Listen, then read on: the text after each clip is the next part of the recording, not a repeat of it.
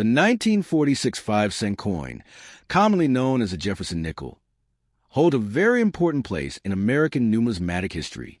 This coin was minted shortly after the end of World War II, a time when the United States economy and coinage system were transitioning back to peacetime normalcy.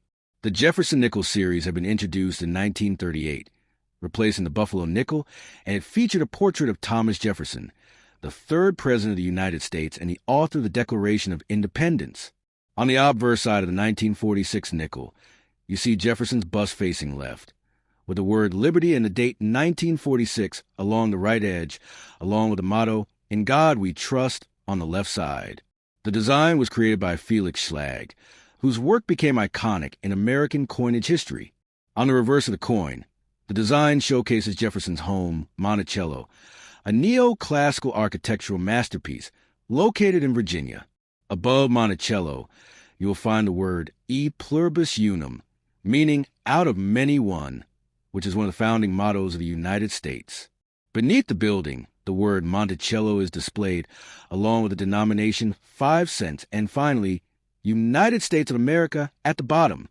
This classical and symmetrical design gave the Jefferson nickel a dignified appearance and has remained on American nickels, with some variations for decades.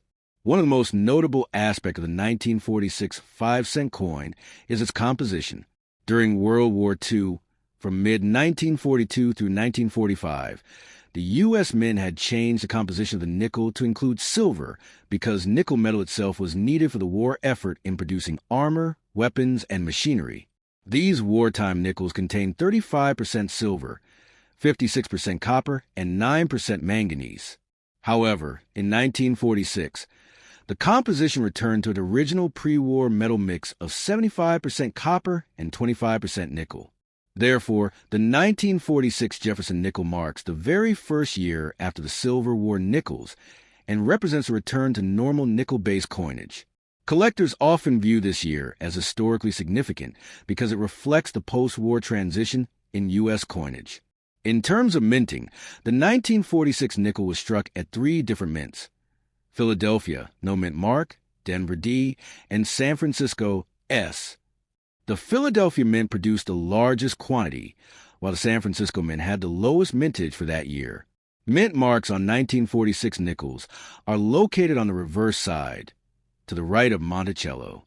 It is worth noting that during the war years, the mint marks were larger and placed above Monticello, but starting in 1946, they returned to their traditional position on the right-hand side. Therefore, careful observation of the mint mark can tell a collector not only where the coin was struck, but also helps confirm that it is indeed a post-war nickel. As far as rarity and value are concerned, the 1946 nickel is generally considered a common date in circulated condition because tens of millions were produced. For example, over 161 million coins were struck at the Philadelphia Mint, more than 45 million at Denver, and around 13.5 million at San Francisco.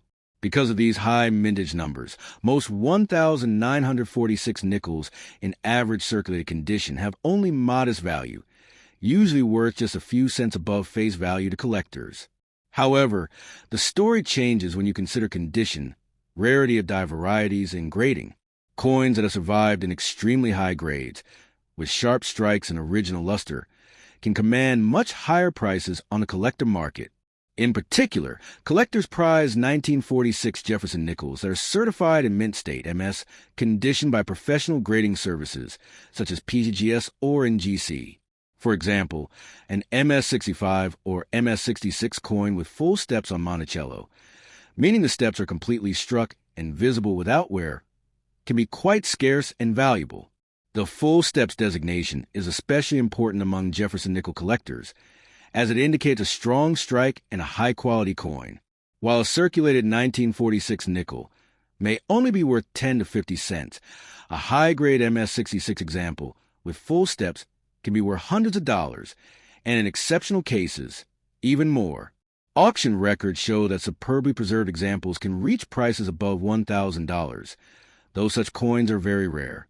Errors and varieties also play a role in the appeal of the 1946 nickel.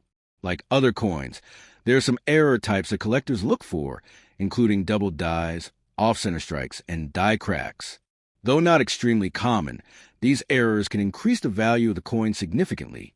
For example, a double die obverse showing doubling on the date or lettering would be of special interest to collectors, as would a repunched mint mark on Denver or San Francisco issues. These unusual varieties are relatively scarce, which makes them attractive for advanced numismatists. From a historical perspective, the 1946 nickel is more than just a piece of currency.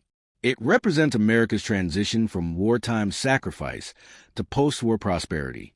The return to copper-nickel composition symbolized the nation's return to normal economic life. At the same time, the Jefferson design, which has endured for decades, reflects values of democracy, independence, and leadership. Many collectors today value the 1946 nickel not only for its numismatic features, but also as a small artifact of American history from a pivotal year.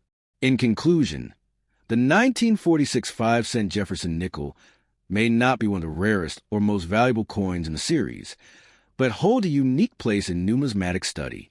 With its return to pre-war composition, large mintage numbers, and potential for value in high-grade or error examples, it continues to attract both beginner and experienced collectors. Whether found in circulation, inherited from a family collection, or purchased in pristine condition, the 1946 nickel remains an important reminder of the history of U.S. coinage and the nation's journey through and beyond World War II.